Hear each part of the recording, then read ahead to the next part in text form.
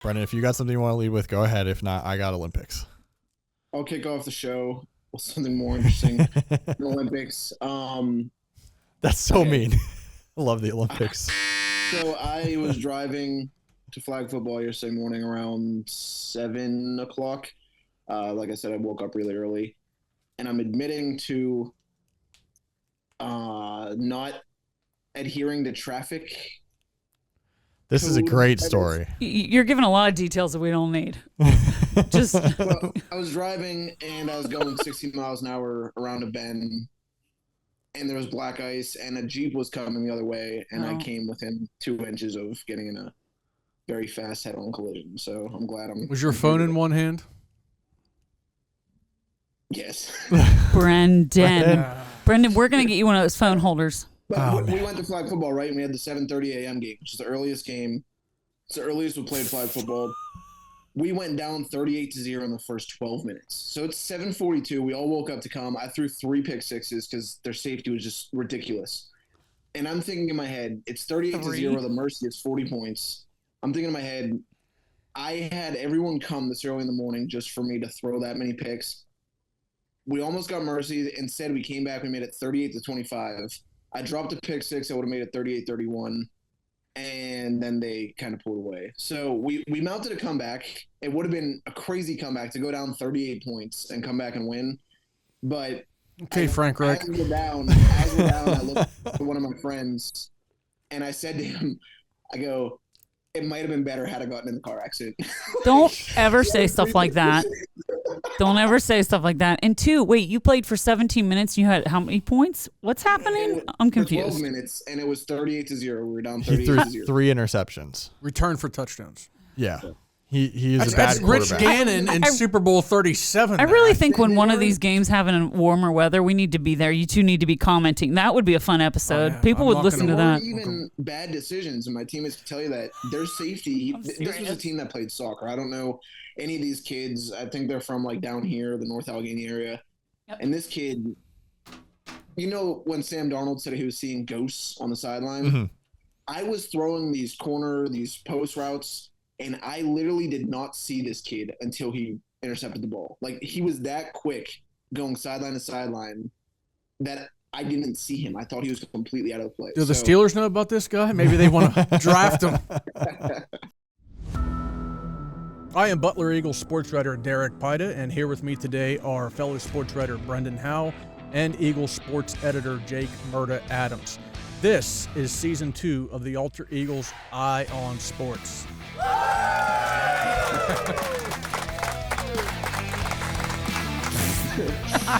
CCAC cornerback. Yeah, and then to cap the night last night, me and my friends have that Madden franchise, and I could have won late, and I threw an interception with 21 seconds left on his side of the field in the playoffs to lose. So yesterday was not one in the history books for me. We could have opened today with the Olympics, where I could have just gone off about team curling, USA team curling, the mixed double, or the women beat the Canadian team for the first time in the Olympics ever over the weekend, which was awesome. 6 people watched. No, I was one of them, dude. You guys don't understand. Like I was telling Laura off mic, I've been driving into work with the Peacock live stream on. Both of you are gonna get pulled over now. I keep it off to the side so I can hear it. I'm listening to the like it's a radio broadcast. Okay. I'm listening to curling at like 1 o'clock in the afternoon driving into work. Over the weekend when I wasn't covering district sectional wrestling, I was watching as much action as I could. There's I think a Swedish alpine skier or cross country skier who's won 3 golds this year. 4 already. He could go for 6, which would be a Winter Olympics record. He already has the Winter Olympics record for most career golds at 9. The U.S. I'm going to try not to do the ums, Laura. The U.S. figure skating team won in a huge performance, and the doubles pairs have been awesome to watch. You got Ilya Malinin, who kind of choked on the biggest stage in the men's singles performance. He's called the quad god, and yet he couldn't perform like on the biggest stage. He had won like every event going into this. It's crazy. What's his name from the Packers? He ended up the AJ Dillon. I thought that was his. This is a different quad god.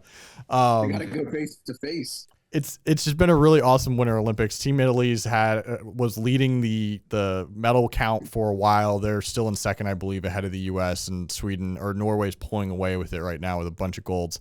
You have Chloe Kim, who didn't win gold for the third straight time in women's half pipe, which would have been an Olympic record. It would have broken the 2 in a row that she and Shaun White had, which I don't know if Brendan's old enough to remember Shaun White, but Shaun White was like the Michael Phelps of winter sports for the U.S. for 12 years. The red-haired guy. Yeah, he was crazy. Derek was watching the Daytona 500.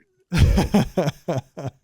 I was not. I watched Forensic Files all day the crash that happened. I actually did watch some of the Daytona 500 on the treadmill at the gym yesterday. So I had that on. No commentary, just watching the cars.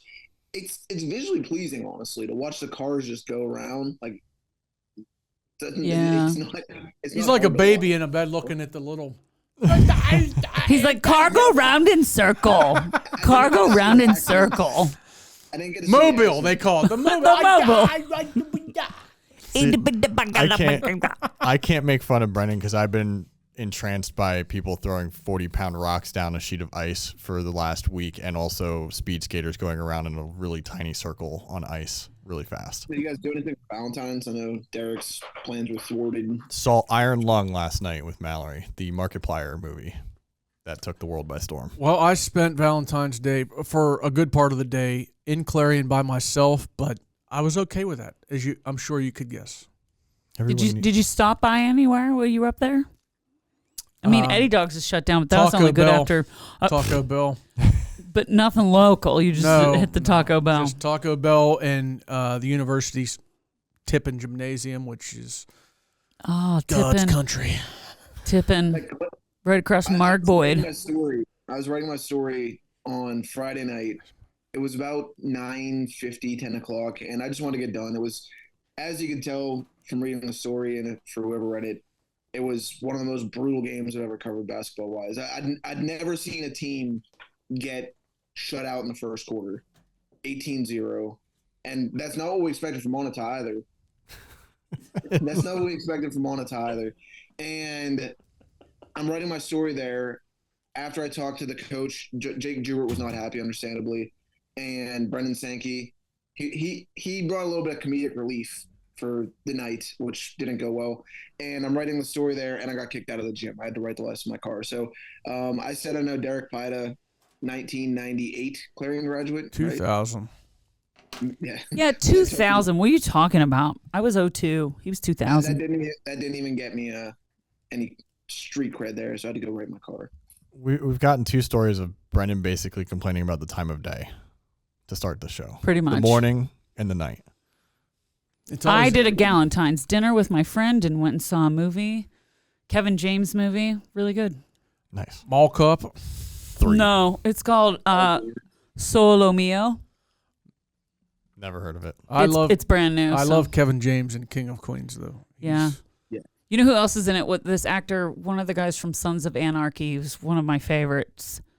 And I'm forgetting his character in Sons of Anarchy. He's in it. A really funny guy. It was good times. If you like high school wrestling, and there's a lot of people around here who do, this has got to be like the time of the year for you, right? We go from sectionals to districts to regionals to states. And the first round of that was this past Saturday at Butler High School. Northern Sectional, Class 3A. Jake, you were there. This involved Seneca Valley, Mars, and Butler, and you had some big news come out of there. Yeah, the news of the day, which we all expected to happen, was Santino Sloboda, the star 127-pound senior going to Pitt. Santino Sloboda got his 161st win, if I could speak correctly, then added 2 more to win the section, which the section part was all but guaranteed. He's won it now 4 straight times. He was expected to win handily. Got 161 out of the way in the quarterfinals, which was his first match because he got a bye as the number 1 seed. Did it pretty easily. Technical fall in the second period, I believe it was. I actually almost missed it because they were so ahead of schedule at the first bit. Scott Stoner had told me that they probably wouldn't start quarterfinals till around 11. I roll in at 10:45, 10:50, and he is on the mat already, kicking the crap out of the Seneca Valley kid that he was facing. I felt bad for that kid because Santino's really good. So he got his record. Talked to him a little bit. We'll have him on the show or an interview of the show for the show on in a little bit here. But we also had Sutton Stoner. That was a big story from that as well. The senior coach's son hadn't had any postseason success before this weekend. This was a huge deal. He told me after that he really would have liked to have been at this point as a sophomore, but his sophomore year, he sat as a freshman because they had a loaded roster. He couldn't crack the starting lineup, wrestled on JV. Sophomore year, he gets injured, dislocates his elbow, misses basically the entire year, can't do anything. Last year was a recovery period, but it was a very difficult season for him, so he didn't do anything in sectionals as well either, or didn't win sectionals. This year he does. And that was a huge deal for him and his dad. They talked about it a little bit with me for the story that was online Saturday night, obviously going to be in Tuesday's paper here. And then we had a couple other Seneca Valley and Mars wrestlers who we expected to win their section, go on to districts next week. Zach Hill was one of them. We had the Olympic Sorreo kid, the freshman from Mars, also made it. Largely everything went chalk, which is kind of what sectionals does. There's usually not too many surprises at this stage. But it was a good way to kind of start off the postseason with getting a record, and also seeing a kid who had struggled to get to this point finally get to win one in Sutton Stoner. Oh, excuse me, Sutton Stoner. Getting choked up here. Olympic Sorreo, the freshman from Mars. He's got a long way to go. Obviously, he's only a freshman, but the kid could end up this season, his freshman season, with 40+ wins. That is crazy. I think he's like mid-30s right now. Yeah. He's only lost 3 or 4 times, I think it is. So he won the section? I think he has 2 losses now. He cruised through. None of those bouts were really all that tight. Just kind of. I even asked him a little bit. What does it feel like to be young? Did in this tournament, did you feel any additional pressure in the postseason? This is a kid obviously who wrestles club. He's wrestled for his entire life. He knows what he's doing, but it's still a little bit of a different stage. Sometimes kids can get deer in headlights at this stage of the year. And he's like, no, I didn't feel it. I asked him does he feel any pressure kind of being like he could be the next big wrestler in this area? And he's like, not really. And I'm paraphrasing what he said, but he wasn't being cocky about it. He's just like, he's not focused on any of this. He's just out there to wrestle right now. He's also a very good student. His mother told me in the story I did on him, it's probably about 6-7 weeks ago, that he's gifted. So he takes the mat. He doesn't just have the physical tools. He's always thinking. His mind's always turning. He knows how to get opponents in moves, and if he gets in a hold himself, he knows how to get out. So, wow, you talk about a bright future. We're talking about a freshman who could end his season with 40+ wins. We'll have to see how that turns out. I'm excited to see where he can finish in the postseason this year, going to WPIALs as a section champion. Brendan, what are your thoughts on grappling? I've noticed as I've worked, this is my 4th year at the Eagle, and I've seen a lot of kids get to accomplishments that they'd hoped for a while. Most recently, Naomi Venesky at Karns City, we saw her get her 1,000th point.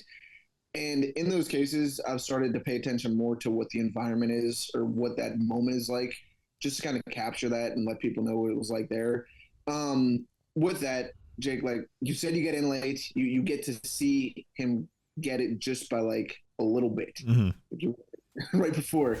What was the environment like? What did you see? And do you kind of do that too, where you kind of try to soak it all in to like put on the page? Yeah, it was obviously the Butler wrestling community knew what was going on, so they were pretty loud for it. They were also equally loud for Sutton's win. Like you could tell all the kids who won a section gold on Saturday, he probably got the biggest ovation of them all. And obviously it's a pro Butler crowd. It's being hosted at Butler. There's going to be a little bit of favoritism there, understandably so, but you could just tell there was a little bit more juice behind that one. Santino getting to the record.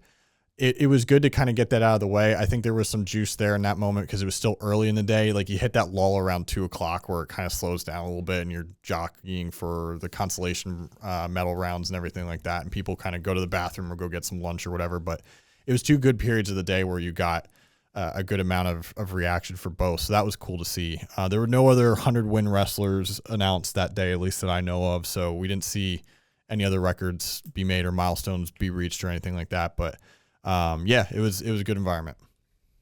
I remember I covered, this would have been, I think 2 seasons ago, Ryan Sheck, who was a standout basketball player from Mars. He got his 1,000th point late in a playoff loss. So They lose that game. Their season's done. His career's over. And I remember them bringing out the sign. This was at Gateway or Franklin Regional. Franklin Regional, yeah, somewhere up there. And I remember them pulling the sign out and him crying as he got the 1,000th point because his season is over. Like, there's so many kids that get to those like plateaus, 1,000 points, 100 wins. So I think it's cool to personalize. And you have the interview that's coming up with Santino, so we'll be able to hear from him. But I really think it's cool just to be able to show people what it's like for them. Because in Santino's case, he was a kid that John, former sports editor, was writing about when he was, 10 years old, Derek? And he set his sights on that goal a long time ago. And to be there to finally see that, like, I think that'd be really cool. Just that we're a small part of that night for them, or that day for them. Yeah. I think it was interesting. I don't know if he's mentioned this before to us. I don't remember it personally, but he told me he's wanted this record since like second or third grade. He's known about it and kind of set that goal. And Scott Stoner, the head coach, told me after the day was over that Santino had a piece of paper above his bed with 160 written on it that he had taped to the ceiling so he could see it every day. And Santino sent him a text a couple days before the tournament with that same piece of paper, but it now said 161. So like you don't see too many kids that are thinking that specifically. Like when you're 7, 8 years old, Derek, when you were planning on being the next star running back for the Steelers, you were just thinking 1,000-yard seasons in football. I was playing with G.I. Joes. You were imagining being G.I. Joe then. It's very generic goal setting that most kids do. I wanted to, hit 1,000 in baseball. I wanted to throw 900 series in both, like all the like generic stuff. It's not very, very specific things at a very, very specific time. And he had this goal of breaking the school record. Like I don't think I knew a single school record when I was in high school at Northampton. Like I don't know any records that were held at Northampton. Like, and you're gonna tell me I need to like memorize the one in the sport that I play for 8 years down the road? Like that's kind of crazy. I just remember seeing the section titles on the wall in the Butler locker room, and I don't know, it always felt like those – you can have a team goal, but everybody else needs to buy into that too. And we've seen Butler football have success over the past few years because everybody's buying in. But, yeah, I didn't know the receiving – I'm not even sure they keep the records, like the receiving records and the passing records.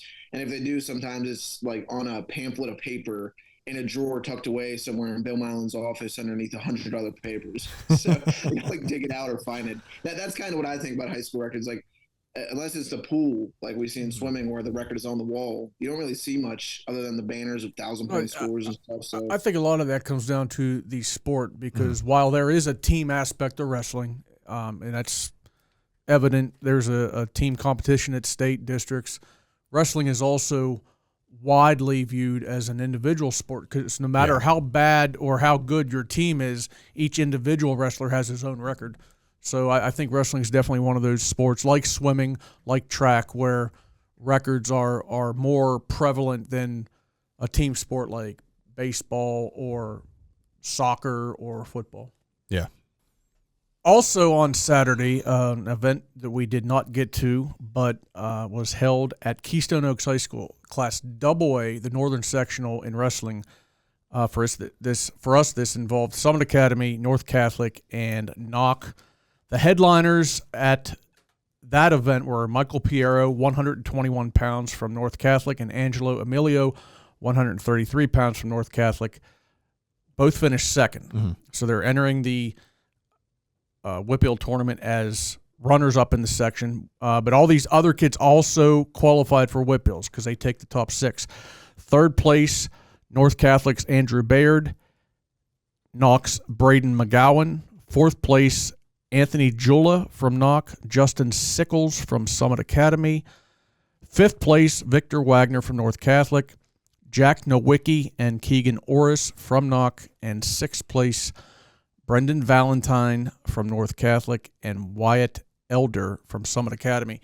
The AAA WPIAL Championship, which you are covering this weekend, will take place at Ken McMillan. AA will be at Chartiers Valley. Yes. And girls, which is just all one class, it's not divided up, it's being held at Mount Lebanon High School, and I will be there to see what Girls like Braley Ireland, to see what she can do after coming off a WPIAL championship last year, Anastasia Manchester, which you also have some news about her. Yeah, I have a good story coming out this week. She has dealt with a lot of heartbreak. And I don't mean to laugh. It's just kind of crazy the amount that as a 17-year-old, 16-year-old, she's had to deal with. It's wild. She's lost her father, and that was 9 years ago. 11 years ago. Geez, it's been that long. And then 2 years after that, their house burned down almost like 2 years after her father had died unexpectedly. And just this past December, which she's now considering a cursed month, her grandfather, who she's really close with and is considered her biggest wrestling cheerleader, the guy who got her into wrestling kind of unbeknownst to the rest of the family, was diagnosed with stage 4 brain cancer and is given a 2-year life expectancy. He was at their last dual meet of the season against Hickory. We were able to get a photographer out there to take some photos, which was a really emotional moment.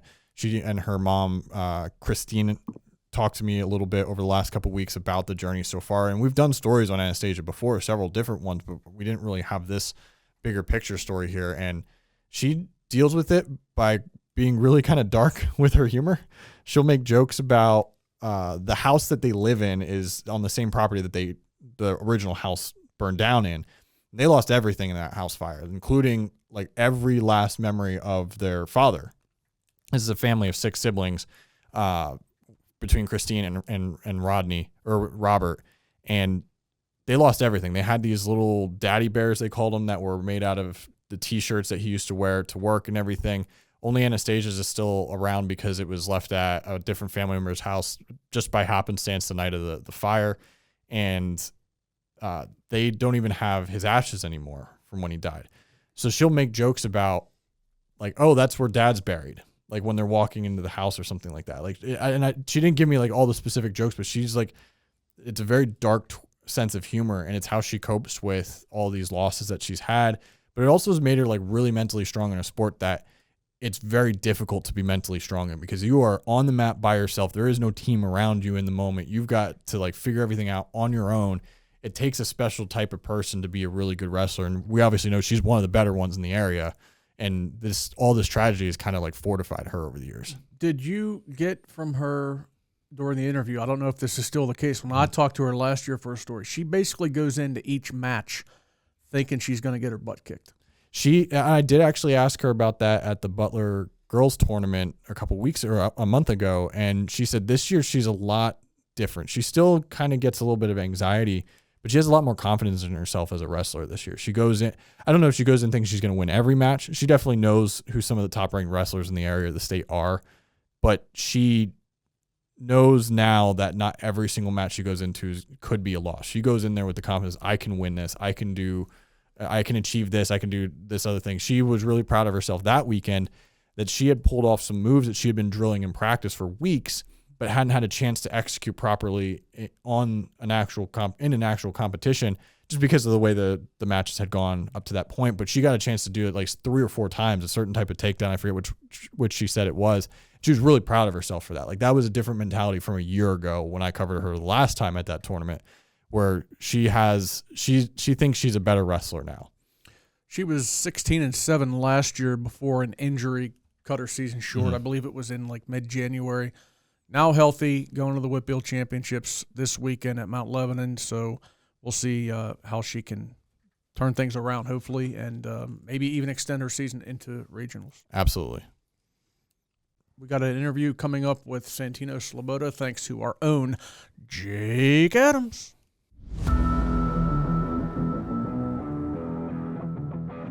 Santino, congratulations on getting the school record. You now have 161 wins, which is one more than Cole Baxter. Just tell me what that was like in the moment to break the record, especially in front of the home crowd here too. Yeah, it was awesome. I mean, I had my friends planned out to bring the banner out after, but it was cool. I mean, as soon as I hit that kid in the split, I heard the crowd kind of go wild, so I was like, that's awesome. But I was kind of tired, so I couldn't give the best reaction. But yeah, it was awesome because I've made that goal since I was really young. So. Yeah, you were saying off mic that like you've been thinking about this for years, 2nd, 3rd grade or something like that. Why was that such an important goal for you?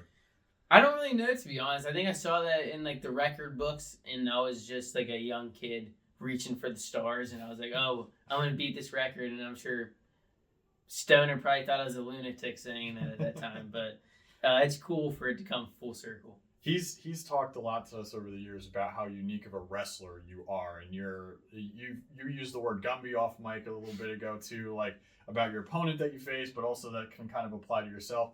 And he doesn't sometimes know how to coach you. What's the relationship like between the two of you, and how he's tried to like push you to reach this goal of yours? Yeah, so some stuff that like technique that he shows, it's like a lot different than my style, so it's kind of hard for him to like work stuff in that I'll use regularly compared to everyone else on the team. But he's been really big with me on like other things, like maybe not technique, but like just like your mindset, your confidence, and like things off the mat too, like being a good person and things like that. It's a good teammate. So yeah, that's Stoner's helped out a lot. I text him like almost every day. So you said that going up against the Seneca Valley kid was a little bit tougher because explain what Gumby is to start.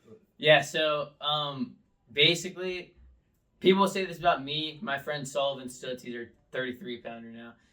It's basically when a guy's super flexible and you can't really like turn them because they'll be stuck here and like your arms are all over the place. It's hard to turn a guy when you're on top because they're so flexible. You can't really get anything tight. So it was kind of tough to wrestle that kid. The flexibility that you guys show, like I look at that, I'm like, okay, that's my shoulder popping out of socket. That's my hip popping out of socket. What does it take to?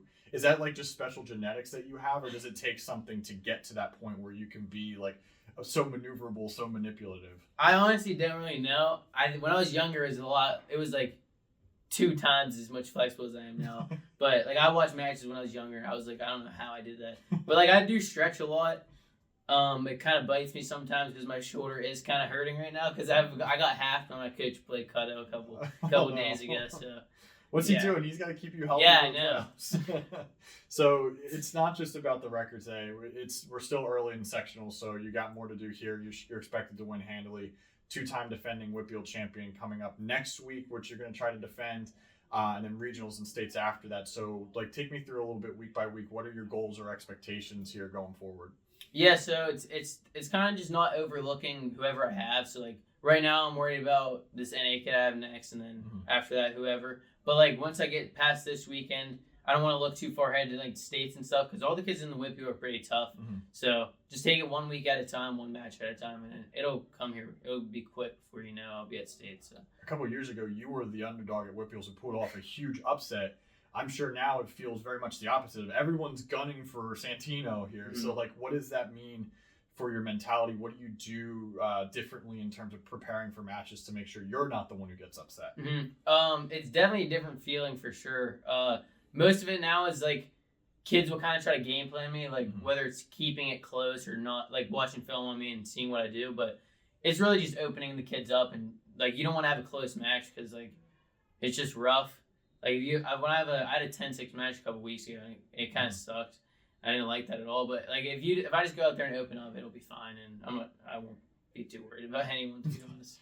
The goal is a state medal, correct? State championship specifically. Yeah. So what does it require of you to get to that point? I know how hard Hershey is and whatnot. So what do you need to do to make sure you go from third to first? Yeah, so definitely just keeping a clear mind when I get down there. It's very easy to get in your own head, especially when you're like looking ahead in the bracket, and you're like, oh, I have this kid in the quarters if I win. So you just got to take this 1 week, one match at a time, and you get to states before you know it. I remember at the beginning of the season, I'm like, oh, this is going to get here super quick, and we're already here. So just taking it one match at a time and being confident in yourself. It's interesting, like, with how wrestling is such an individual sport. We focus more on, like, as media, like, the individuals once we get to, especially this point of the year. It's not like a team sport like football where it's like, okay, how far is Knock going to go or how far is Butler going to go? It's how far is Santino going to go? Can he win this medal? Can he do this thing? Can he break this record? So over the years, how have you learned how to cope, if at all, with the pressure of media types like us, with the school, with wrestling community, with friends, anything like that? I mean, you mentioned that there's a whole bunch more people here today than you're typically used to at a home meet. So what is it like dealing with this pressure, and how do you try to cope with it? Yeah, I mean, it's been the same since I was younger.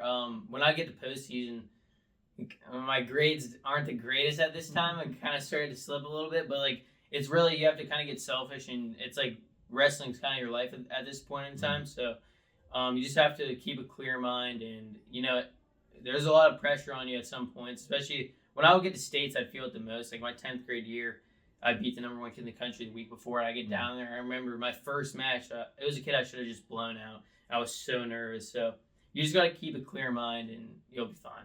There's some parallels to like watching the Olympics right now, which is going on. We see Ilya from the U.S. figure skating team kind of chokes under the pressure of that. Do you watch some of this stuff and know what it feels like? How do you take some of the lessons that you've either seen or experienced yourself and apply to this last run?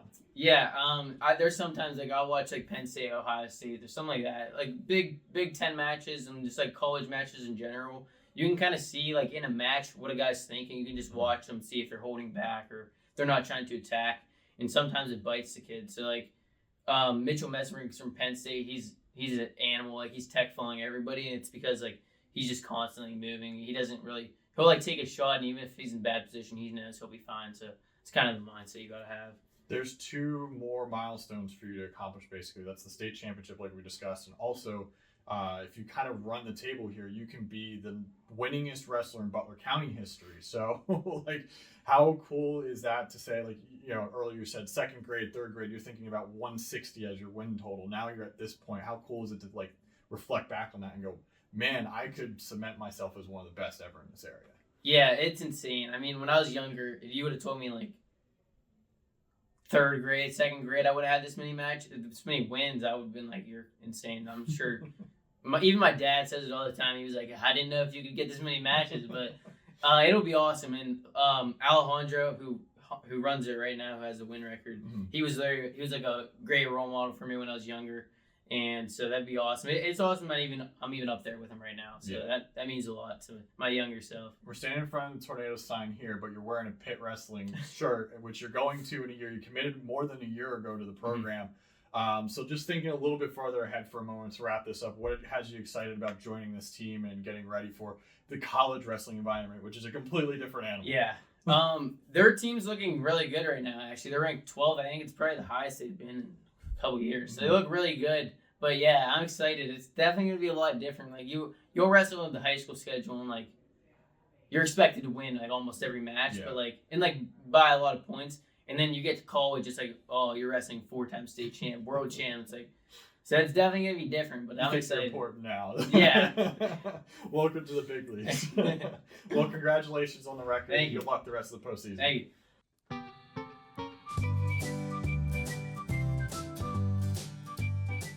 Time for Stump Brendan, since you can't hear us. All right, Brendan, I didn't even write this down because it's very simple, very easy. Who was the last receiver to be drafted number 1 overall in the NFL draft? Oh. For the sake of saving time, Keyshawn Johnson. Got it! Wow! He's 3-3, folks. He pulls even. I thought it would have been Calvin Johnson since then. Now you got the question right. I just want to see. There's only one other receiver in NFL history to be taken number 1 overall. Do you know who that was? Hartley Dykes. Right team. Stanley Morgan. Getting closer. He was a teammate of Stanley Morgan. Brendan only signed up for one trip. Played for Nebraska. Brandon. Irving Fryer. 1984. Irving Fryer. Wow. I put out some names. Yeah, you did. You're 3-3 now. I'm proud of you. He played so long. I remember watching Irving Fryer as an Eagle. His last year was 2000. So yeah. He played for a long time. Crazy amount of time. 17 years. Hey, that's changing next year with Jeremiah Smith. So it is time for Beyond Butler, where we talk about something outside of Butler County, whether it be pro or college sports. And with the baseball season around the corner, I thought this was pretty interesting. I noticed on ESPN this weekend, they have their prediction as far as win total for every Major League Baseball team, as well as the percentage as far as chances go of that team, each team making the playoffs. Jake, I wanted to throw this out. Your Phillies are picked between 89 and 90 wins. Yep. And a over 70% chance of making the playoffs. Which feels Probably about right. They're going to have a tougher division than the NL Central with the Pirates because the Mets continue. Well, I guess they are kind of buying, but also kind of not buying players. I don't really know what that roster is doing this year. Letting Pete Alonso go stupid. The Braves were super injured last year. They're still a threat, though. I'm not going to count them out necessarily. I'm just looking forward to there being a little bit of a youth movement with this Phillies team, with Aiden Miller potentially getting to the big leagues this year, if not later in the season. Andrew Painter, who suffered a Tommy John injury 2 years ago, rehabbed for basically all of the last 2 years. He was in the minors last year, is expected to be in the rotation this year. Finally, he's a top prospect. He was like the number 3 overall prospect going into the year that he got injured. So there's a lot of hopes for him down the line, but also he could be a big part of this future. And also Crawford, the center fielder, son of former Rays center fielder Justin Crawford, I believe it was. I think Carl it was Crawford? Carl Crawford, yes. Yeah, he's not a junior. That's my bad. Justin Crawford, he's like the star gem right now of the Phillies minor league system. He's expected to take over at center field this year. He's a ground ball hitter, which everyone's complaining about in the era of home runs, that like, oh, he doesn't know how to hit the ball in the air. But honestly, I'm okay with it as long as he hits the ball in gaps and gets on base. That's kind of what we need. The rest of the team has a lot to prove this year. I'll put it that way, because they have flamed out in the playoffs despite being one of the 2 best teams in the National League for each of the last 3 years. And that's just not good enough. We are coming from 2 completely different ends of the spectrum here when it comes to baseball. Eastern PA, Philadelphia Phillies, Western PA, Pittsburgh Pirates. I will get to the Pirates here in a second. I just wanted to point one thing out. ESPN has the Dodgers. They're predicting the Dodgers to be the only team in Major League Baseball to finish with over 100 wins. They have the Dodgers at 102 wins. The next best total, Braves and Mets, both at 92. So they got the Dodgers winning 10 more games than anybody else. Okay. And all 3 of those teams are NL teams. I thought that was pretty. Yeah, NL's deep. I don't think the Mets are. So okay. Anyway. Brendan, the ESPN has the Pirates winning 79 or 80 games. I think the actual number is like 79-6 or something like that. But between 79 and 80 games, and a 25.5% chance of making the playoffs. When I saw that number, I'm just like, yeah! Playoffs, here we come, Brendan. Do you see this coming to be? I mean, how confident are you that the Pirates can still be playing the first week of October? Now, I'm talking about like the last weekend of the regular season. I'm talking about postseason baseball. Do you remember how confident I was when they started like 20-8? I think it was 2-3 seasons ago. Yeah. Shane Potter and I had a bet going on there, yeah. Everyone was high on them, and I said, I'll wait until they give me a reason. I think that's the way I operate with the Pirates at this point. Like, I will not get excited until it's August, September, and they're squarely in the mix and not 10 games out. Like, that's the only way as a Pirates fan. And I do consider myself a Pirates fan. Like, I want to see them win. I'm happy when they win. I watched every game the year that they won 100 games. Like, every single game, I was in front of the TV, watched most of the games. And since then, the way I keep myself from getting hurt is to reserve my excitement. Go out with different women. I'm sorry. Go ahead. You just try to get me in trouble on this show here. Is your girlfriend there? Yeah, she's not here right now. Oh my God. That's the way I look at things. I do want to bring up, because Jake wasn't in the office when I heard this last week, Nick Castellanos drinking beer in the dugout. I know. You have no idea how glad I am that his $20 million is still on the roster, but his physical presence is no longer there.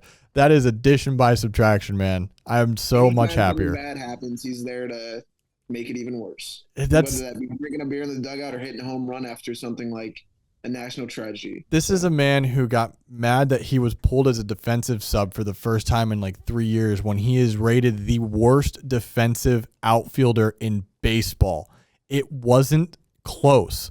And Rob Thompson gave him latitude for so long to not get pulled from games. And the one time it happens, he like blows a gasket basically and just decides to be a petulant child. Usually I'm pro athlete on this podcast. I know that, but he really irritated me for you. I didn't like him 4 months into the signing because he just kept chasing sliders 3 feet off the plate. I'm glad he's gone. He's now on the West Coast with the Padres. Good for him. Good for the Padres. I don't need him around anymore. I got a question for you, Brendan, though, and Derek can answer this one too. Which Pittsburgh team are you guys most optimistic about? Because Brendan is just like down on the Steelers and the Penguins. Or Steelers and the Pirates. We don't really talk about the Penguins much, and they're actually outperforming expectations right now. So, like, in this immediate moment, which team, you can only pick one, are you most optimistic about? I'm not a Penguins fan, but I mean they're doing well. They've found a way to combine the veteran leadership of guys like Sidney Crosby and Evgeny Malkin with younger talent, and they're playing really well. The problem is I'm not a Penguins fan. I'm not a hockey fan. So, I'm waiting for the Steelers to win a playoff game. Can we get that? And the Pirates to get back to above 500. So I would say the Penguins. I'm not really interested in that because I am not a hockey guy. Brendan?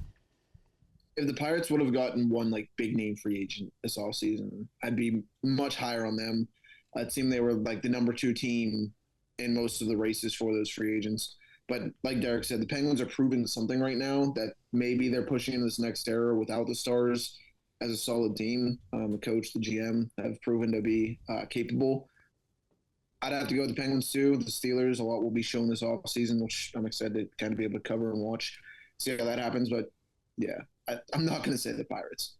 Last real quick note here. My Team Canada favoring wife told me yesterday Sidney Crosby became the all-time leading Olympic goal scorer in Canadian history. He has point scorer. He has 16 points as an Olympian, which is the new Team Canada record. Where was I on Saturday, Jake? Basketball. Clarion. Your favorite place in the world. It's up there. I left my heart in Clarion. I covered Karns City girls up there. They're playing in the Keystone Shortway Athletic Conference Championship game against Clarion Limestone. They met twice during the regular season. They split those meetings. The rubber match goes Karns City's way by a final of 27-24. That would have been a heck of a football game. It was actually the lowest scoring KSAC championship game ever, and they've been holding that conference championship game since 2007. Karns City had won 3 straight conference titles, 14, 15, and 16. The last 2 years, 24 and 25, they got to the championship game but lost to Red Bank. So they finally walk away as KSAC champions. Naomi Venesky, who had 5 points through the first 3 quarters, she scores 10 in the fourth. Karns City was down almost the entire first 3 quarters of the game and jump up, play really good defense. Naomi does her thing in the fourth quarter. Karns City wins by 3. And the cool thing was, earlier in the week, I think it was on Monday or Tuesday, she was named KSAC MVP. Mm-hmm. And I interviewed her after the game. And she said, when you're named MVP, people expect you to step up in big moments. And her team needed her desperately. At one point early in the fourth, they were down 22-14.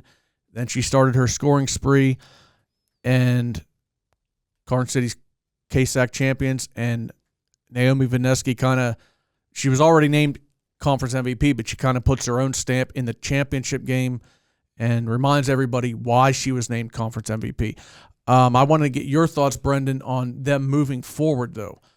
They play the winner of Montauk and Westinghouse, which is basically a sub-regional because Westinghouse is a City League team. They play Montauk this week on Wednesday. The winner of that game plays next Tuesday against Karns City in the District 8-9 semifinals. So what are your thoughts on the Gremlins moving forward? You covered them just a couple of weeks ago. I saw them beat a really good Brookville team that was still vying for the number 1 seed, I think, at that point, and Karns City clinched it that night. It's 2 sides of the coin, though. Like, they score 27 to win. They allow 24 in that win as well. Like, you can look at how well they did on defense, but the offense has to be more consistent if they're going to go forward. And I know Jake has high expectations for this Karns City team going forward. But they're going to need to be more consistent on that side of the ball. And if you're allowing 24 points in a league championship game, that defense is obviously scary. And they didn't allow Brookville much either. I think it was 25, 26 points. So the defense is there. It would just be a matter of they have 2 seniors there, and you mentioned leadership and Naomi Venesky and Hannah Daly. So we've seen some of those younger girls step up, and Steve Andresi mentioned them when we had him on. So I think it'll be interesting to see how those girls step up, especially when the spotlight is getting as bright as it is. Karns City's now 22-2. They, against Hannah Beggs this year, Clarion Limestone's best player. Again, they played them 3 times this year. Hannah Beggs scored 17 points in 3 games, and she averages 16.5 a game. That's crazy. And she scored 17 in 3 games against them. So the point, last year Karns City made the state playoffs. They won their first game, lost in the second round. For them to make a deeper run, I know that defense is good, but as you go further in the playoffs, you're going to go up against teams that are able to attack you with, either different schemes or better players. They have to find offense outside of Naomi Venesky. The other night against Clarion Limestone in the conference championship game, they had 2 players score field goals for them the entire game. Naomi Venesky had 6 field goals. Olivia Farron hit 2 threes for them early in the game in the first half. All their other points, which was only, I think, 6 other points, came from the free throw line. They have to find other girls who can step up and hit shots, because no matter how good that defense is, they're going to be going up against better teams from other districts. And that's, again, they have to qualify for the state playoffs first. But to get there, they only have to win 1 game.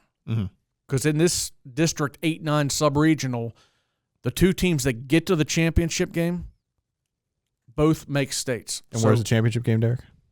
Clarion. Clarion University. And I just want to point one thing out here. The rest of the bracket is Karns City gets the winner of Westinghouse and Montauk. The other 2 teams involved are Brookville and Cranberry. The 2 teams that make the championship game will qualify for states. But, yeah, Karns City has to find some offense from maybe some players who are only used to scoring 4, 5, 6 points a game. Jump up and score 10, 12. Just have a night where this girl steps up, and then maybe the next night this girl steps up. Naomi Venesky is a really good player, but they need more scoring besides her. I think once you get to the state level especially, it's really difficult to win a game where both teams don't score 30 points. You don't see that very often, that it's that defensively matched. They're going to have to, like you said, they're going to have to get points on the board. I think it's going to start at point guard, and we've talked a couple times about Taylor Ritzer, who's a really good freshman playing point for this team, and Venesky takes on some of that load too, from what I understand. But it's a really difficult challenge, especially at the state level, for a rookie point guard, because teams are going to sit there and go, "We're targeting you. Every time you bring the ball up the court, we're going to press you at 3/4 distance, at full court, at half court." They're going to make her life really difficult until she proves otherwise. And if she's not able, and I'm not saying she can't, but that's the strategy that goes in the states, especially because teams now, it's one and done. They're going to have usually 2 to 3 days in between games to game plan for you. They're going to get the film and everything from Karns City going into this. And some of these teams that they face in the KSAC and throughout District 9 are not as equipped to body up against specific players. Venesky's going to get bottled up at some point. They're going to face guard her. They're going to throw box and 2 or triangle 2 or box and 1 at her, and some of those defenses are going to be even better than anything they've faced. And if Taylor can't get around that, if she can't make the plays to her teammates, this offense is going to struggle. And again, not to say that she can't, but it's probably going to fall on – it always falls on the point guard to run the offense, obviously, the quarterback of the team, but it's really difficult to ask for a freshman at the state level. The first time that Taylor Ritzer really jumped out for me was 2 days before Christmas. I covered a game against Red Bank at Karns City. And, Jake, you remember that night, it was something like, I think, 16 or 17 straight times Red Bank had beaten Karns City. So this was a huge crowd was there. They knew it was a big game. Karns City wins first time. I think the last time they beat Red Bank was 2017 or 18. And in that game, Taylor Ritzer, despite being just a freshman, had the ball in her hands a lot. I mean, Karns City trusted her to bring the ball up the floor, or when they were inbounding plays at, say, midcourt, the pass would go into her. And then, of course, Red Bank's defense would, try to, okay, let's see what the freshman's going to do. We'll pressure her. She played really well in that game. That's going to get increasingly harder as you go further in the playoffs. So, that, as you mentioned, the competition is going to get stiffer, but we'll see what Karns City can do. They're 22-2, and I've always said that you are what your record says you are, and right now they're really impressive. Yep, Absolutely.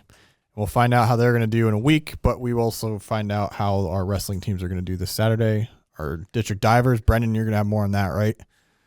Yep. Yep. We got Brendan at district diving and covering district diving and more from around WPIAL District 9 and District 10 this week. We'll catch you next week. Bye, Brendan.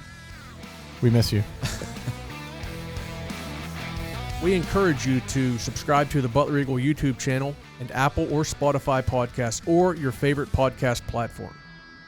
Follow us on Instagram and Facebook at Alter Eagle Podcast and at Butler Eagle News. Goodbye.